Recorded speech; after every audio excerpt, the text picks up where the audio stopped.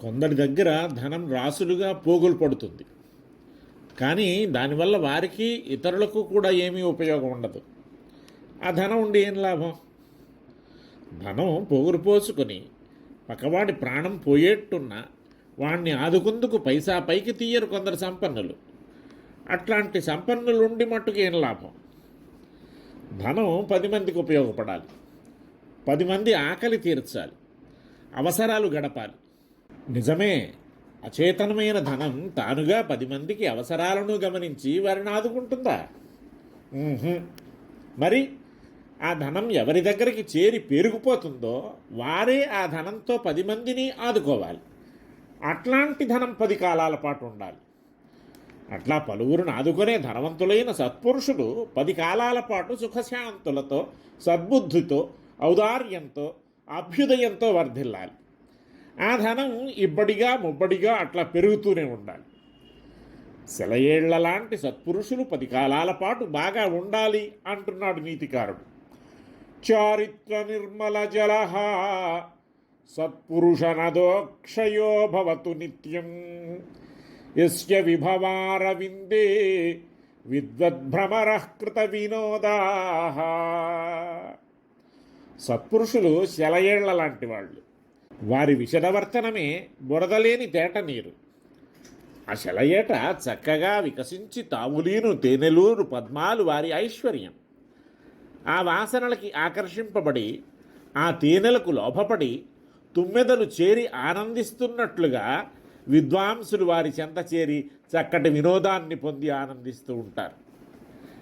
ఇట్లా వినోదాన్ని కలిగించే సత్పురుషులు సదా చల్లగా నిండుగా ఉండాలి. వీరు సంపన్నులే. అయితే వెనకటి వారిలాగా అనార్యులో, ఉపభోగ కాతరులో, అర్ధుల గడమోగాలతో తొలగిపోయేవారో కాదు. వీరు విషదవర్తనులు. మనిషిని 10 మందిలో 10 కాలాల పాటు నిలిపేది ధనం కాదు, మరి వర్తనం, నడవడి. అదే చారిత్రం.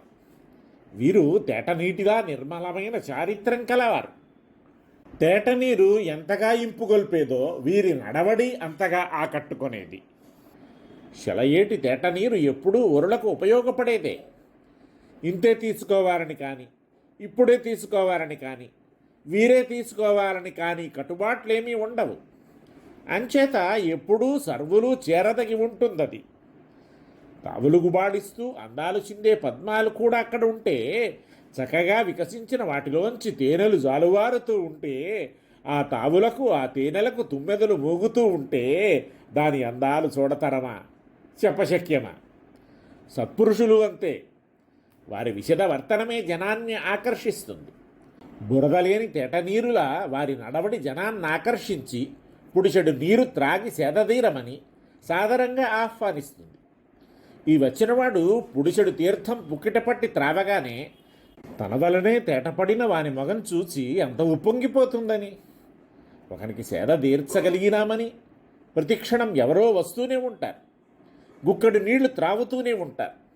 గుండె నిండు ముదముతో ఆ సెలయేరు అట్లా ఇంకా రావాలి అని జనం రాకలను ప్రతీక్షిస్తూనే ఉంటుంది. ఈ సెలయేటి తేటనీట తావులు చిమ్ము తేనెలు జాలువారు పద్మాలున్నాయి. ఆ తేనెలు త్రావి ఆ రేఖలపై కూర్చొని ఆనంద గీతిగల ఆలపించి తమకు విందులు కావిస్తున్న సెలయేళ్లకు వినోదాన్ని ప్రసాదిస్తున్నాయి తుమ్మెదలు.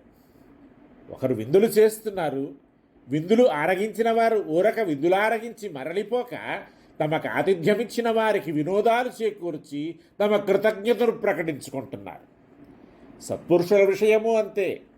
వారి చారిత్రం నిర్మల జలం. జలజల నిరంతరం పారు సెలయేరు. ఆ సెలయేటి పద్మాలు సత్పురుషుల చెంతనున్న ధనం. ఆ పద్మాలు శుష్కాలు కావు, తేనెలూరునవి. ఈ సత్పురుష సంపదలు ఊరక పోగులు పడినవే కాక ఉపభోగ యోగ్యత కలవి. ఆ ఉన్న తేనెలు అట్లా ఉండిపోక అనుభవించే యోగ్యులను వచ్చి అనుభవింపమని ఆ పద్మాల తావులు దూరతీరాలకు వెళ్ళి మీరు రండి అని అందరినీ నిండు మనస్సుతో ఆహ్వానిస్తున్నాయి. ఆ వచ్చిన వారిని తమ రేఖల సుఖాసీనులను కావిస్తున్నాయి. మధుధారల గ్రోలమంటున్నాయి. చారిత్ర నిర్మలులైన సత్పురుషులు తమ విభవం పలువురకు ఉపయోగపడాలని కాంక్షించి ఎక్కడెక్కడో ఉన్న వారిని కూడా తమ వద్దకు రప్పించుకుంటున్నారు. ఈ సత్పురుషులు అడవి చెట్ల వంటి వారు కారు. ఉపభోగ కాతరులు కారు. తమ ముంగిటికి వచ్చిన అర్ధులకు ఎడముగముగానో పెడముగముగానో తొలగిపోవువారు కారు. మరి తాము ఆహ్వానించి ప్రత్యుత్తానము చేసి అభివాదము కావించి అతిథి మర్యాదగా ఆసనము కల్పించి మధుపర్కమిచ్చి విచ్చిన తామరల వంటి మొగాల తమ ఆనందమును ప్రకటించి వచ్చినవారు పరితృప్తితో వేరుకడకు వెళ్ళనక్కర లేకుండా ఆదరించువారు. ఇక్కడంతా ఒకరొకరు దీటైన వారే. ఇంతగా తమను ఆదరించి అలరించిన వారిని ప్రస్తుతింపక కృతజ్ఞతను ప్రకటింపక మరలుట ఎంత అకృతజ్ఞత. మీ సంపదలు ధన్యములు, మీ ఆతిథ్యము మాన్యము, మీ ఔదార్యము శ్లాఘ్యము, మేము కృతార్థులము అని వారి యశోగీతికలు ఆలపించి వారికి వినోదము చేకూర్చుతున్నారు. ఇక్కడ చమత్కారాన్ని గమనించాలి. సత్పురుషుల విభవం అరవిందంగాను, విద్వాంసులు భ్రమరాలుగాను నిరూపింపబడినారు. భ్రమరాలు వినోదం కావించినట్టుందే కానీ ఆ భ్రమరాలకు కావించిన తేనె విందుల ప్రస్తావం ఎక్కడా స్పష్టంగా కనరాదు. ఆ మాట చెప్పకపోయినా పద్మాలంటూ ఉన్నాక వాటిలో తేనె ఉన్నదన్న మాటే తుమ్మెదల రాకతోనే అది తెలుస్తోంది. తేనెలు త్రావినాక మదాతిశయంతో ముదతిశయంతో తుమ్మెదలు ఝంకార గీతులు ఆలపించడం వాటి నియత లక్షణం. అది బయటకు తెలిసేది, ఎంత దూరానికి వినపడేదిని. తుమ్మెదల మధుపానం చడి చప్పుడు లేనిది, దొంగతనం కాదు, పద్మాల ఆతిథ్యాన్నే అవి స్వీకరిస్తున్నాయి. సవ్వడి చేయక తేను విందులు ఇవ్వడం పద్మాల పరిపాటి. విందులు స్వీకరించాక కృతజ్ఞతను ప్రకటించుకోవడం తుమ్మెదల అలవాటు. సత్పురుషులు వరుల కోసమే విభవాన్ని సంపాదిస్తారు, పెంపొందిస్తారు. ఇచ్చేటప్పుడు కుడి చేత ఇచ్చేది ఎడమ చేతికి తెలియకుండా ఇవ్వాలన్న దాన మర్యాద నెరిగిన వారు గుప్త దానరతులు. అందుకే కవి ఎక్కడా తేనె విందుల ఊసే ఎత్తడు. తుమ్మెదలు తాము వినోదించడం కాదు ఇక్కడ చేసేది, వినోదాన్ని కావిస్తాయి ఒకరికి. తమ విభవారవింద మరంద ధారలతో తము తనించిన వారికి అవి వినోదాన్ని కల్పిస్తాయన్నమాట. శ్రియాదేయం హ్రియాదేయం అన్నట్లుగా తనకున్నదంతా ఇస్తూ కూడా అయ్యో ఇంకా ఎక్కువ ఇవ్వలేకపోతున్నామే అన్న సిగ్గుతో ఇస్తాడు దాత. ఆ లజ్జా వినయాలలో చడిచప్పుడులుండవు. స్వీకరించేవారు తృప్తితో ఆనందంతో కేరింతలు కొడతారు. కృతజ్ఞత పెళ్ళుబికి వస్తుంది.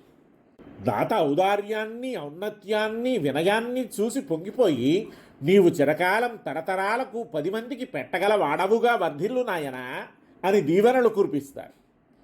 అందున ఇక్కడ ప్రతిగ్రహీతలు మామూలు మానిసులు కాక విద్వాంసులు కావటాన తమ ఉక్తి వైచిత్రితో అభినందిస్తారు. కనుకనే అవి వినటానికి వినోదంగా ఉంటాయి. సామాన్యంగా ధనం తీస్తుంటే తరిగిపోతుంది. సత్పురుషుల ధనం 10 మందికి ఉపయోగపడుతుంది. కనుక వారి ధనం తరిగిపోకుండా అక్షయంగా ఉండాలి అని కోరాలి. కానీ కవి అట్లా కోరటం లేదు.